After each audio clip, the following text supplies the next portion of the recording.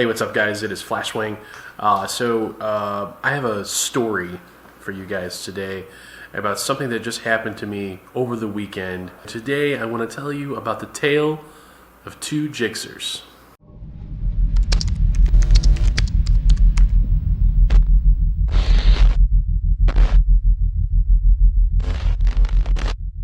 My buddy, we'll call him Q. Q is a really good friend of mine, someone who I've met through riding and is just a fantastic guy. And so he hit me up and said, hey man, listen, let's ride this weekend and let's have a good time. Of course, he said he wanted to ride, so I'm in my track leathers and I got the R1 all set up, ready to go. So I meet him down at his house, and I had completely forgotten that he had been buying he bought a couple of bikes, and they were two GSXR 1000s. Except, of course, these bikes were not in the greatest condition. So there's a black bike and a red bike. The black bike has got what we think is a failing fuel pump. So at like 6 gear, at 6,000 RPMs, which is right around 86 miles an hour, the bike won't go any faster. The red bike, on the other hand, has got some electrical problems. So a friend of Q's wanted to ride with us as well, and he was going to ride the red bike, Q is going to ride the black bike, and then I'm on the R1. Well, throughout the day, we had several things that we had to get accomplished, and one of them was that Q's wife wanted to ride with us, and so we had to go downtown to pick her up. So there was a lot of delays because things were going on, but ultimately we're going through downtown, we're getting ready to head out of town, and Q's friend and I are cruising up front down the I-17, which is kind of a death trap of a freeway. There's like nowhere to go, there's nowhere to pull off, it's concrete on both sides, and we look back and there's no Q. Like, him and his wife are gone. They were behind us and then they're gone. So me and his buddy slow up. We're looking, trying to figure out where, he might have been, if there was a problem, if he may have went down. That moment of hesitation as a rider when you're not really sure what to do and whether or not you should stop, whether or not you should pull off. Well, we're doing 45 in like a 55, 60 mile an hour zone, and the 17 is just a crazy, crazy freeway. And someone pulls up next to us and actually shouts, "He got off!" So we immediately pull off at the nearest exit. We call him on the phone, and Q's telling us, yeah, there were some serious bike issues. I don't really know what's going on. And we told him where we were, and he said he'd meet us. And so when he finally gets there, he tells us that, it must have been because I was nearly out of fuel, that the tank was bone dry. And we asked him if he had filled up when we originally left his house, which was about an hour to an hour and a half ride from where we were. And he's like, no, I didn't fill up for gas there. And it's like, oh my God. So that nearly ends up in disaster. The bike seems to be running better, so we finally head out of town. And it took us a tremendous amount of time to get to an actual riding destination, but once we got there, things were going good. Traffic was light, the weather is beautiful, the R1 was fantastic. I got 2 new tires on the bike, it felt phenomenal. I'm just cranking out the corners, just hitting everything, occasionally looking behind me and everyone's gone. Eventually, Q's buddy catches up to me because Q is still having problems with the fuel pump and he can't go above about 80 miles an hour. And I noticed there's something wrong with his buddy's bike, that it's got no headlight. So we pull over because we wanted to wait for Q to catch up and figure out what's going on. But by now, it's like 6:30, 7 o'clock at night. The sun has already set below the horizon. We're losing daylight, and we're in the middle of nowhere. So we fiddle with the headlight wiring harness, and maybe about 15 minutes go by, and finally, boom, the headlight pops on. And by now it's dark. We continue towards Payson, and we get to a gas station. We're fueling up. We're getting ready to head back to Phoenix, down the 87, and the headlight goes out again. And we spent about at least a good 20 minutes trying to get it to work. Finally, we get it to come on. We're hitting down the 87.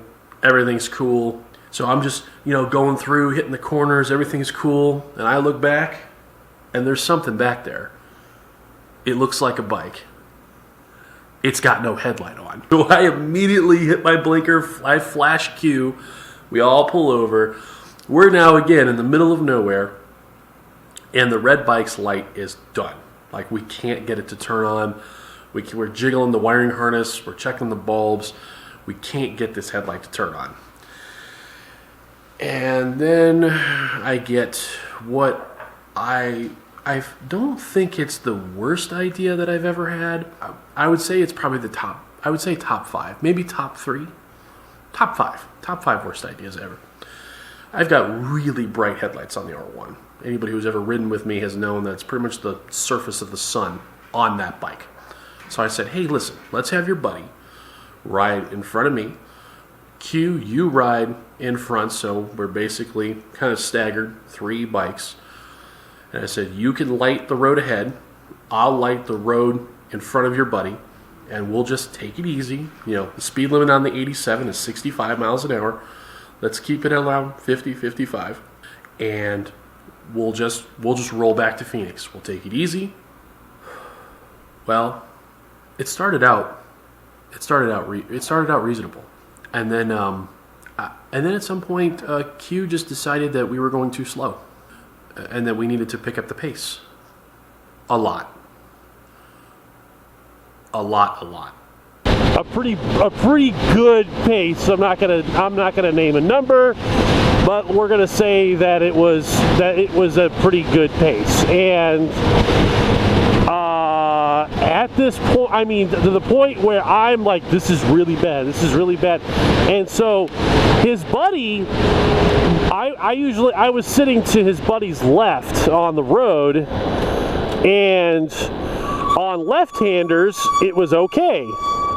Because of course your headlights on the bikes are kind of horizontal, and when you turn, they turn with the bike. So that horizontal line kind of tilts to a little bit, and on the left side it was fine, but on the right, when I would tilt the light, then his buddies on the bike was blocking a good portion of the light output, and so he had these dark patches, and the idea was that Q could kind of make up for that up on front, but we kept getting to this point where I was having to shift my position to try and keep light in front of his buddy, and I had to be in his buddy's back pocket the whole time. So we're going at a really good pace on the 87, and I've got maybe a bike's length of separation from me to this guy. And this is someone who I've never ridden with before, and so that made me very nervous. There were moments where his buddy started kind of drifting around the lane because he just couldn't see. He was trying to shift his position to get to the best spot he could see with, and I mean, you want to talk about nerve-wracking. It was, so we're going through these corners, and there are times when his buddy's got very little light in front of him, and you see him kind of start to drift because he doesn't know where the road is. And so I'm moving around trying to make sure that I stay as close as possible. Just wasn't any really good way for me to signal to Q to slow the hell down, because anything that I would have done would have meant that his buddy would have had no light. And his buddy couldn't do anything because if he wandered away from us or if he slowed down, he'd have no light and he'd be dead. It was just insane. So we ride like this for 15 miles, 20 miles of nerve-wracking, we were hitting it like we were riding it hard. It near the Fort McDowell Casino. I mean, we're so close. We're so close to to making it back into town, and I look to my right and the spidey senses were tingling.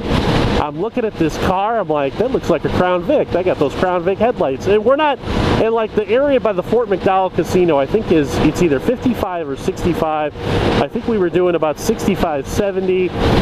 And we weren't out of control. We were just maybe a little bit above the speed limit.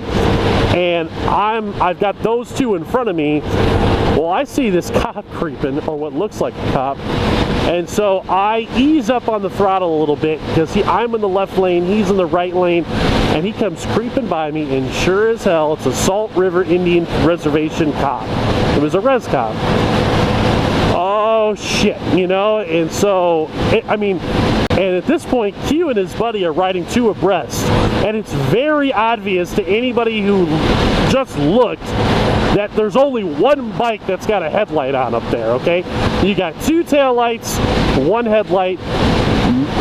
I don't see how it would have been possible for this cop to mistake that for a car.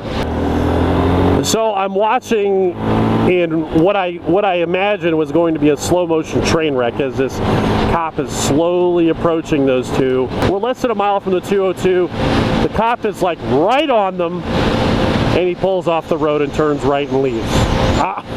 Couldn't believe it. Couldn't believe it. We were home free. We made it back to my place, which was the rendezvous point. And they ended up getting the bikes back down to Q's place without any incident. It was unbelievable, and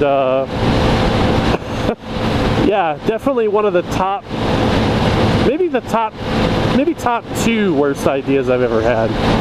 It's definitely not the worst, but I don't know what the worst idea I've ever had is. So I'd have to actually think about that. But yeah, so that was my weekend riding experience. I hope you guys enjoyed this story. I'm very sorry that I didn't have footage. I mean, I had it and it's all gone. What a disappointment. It is just, again, you know, the challenges, but we're finding a way to, you know, we're making it work. And thank you guys for your continued support and your positivity and your encouragement. And as always, we'll see you out there.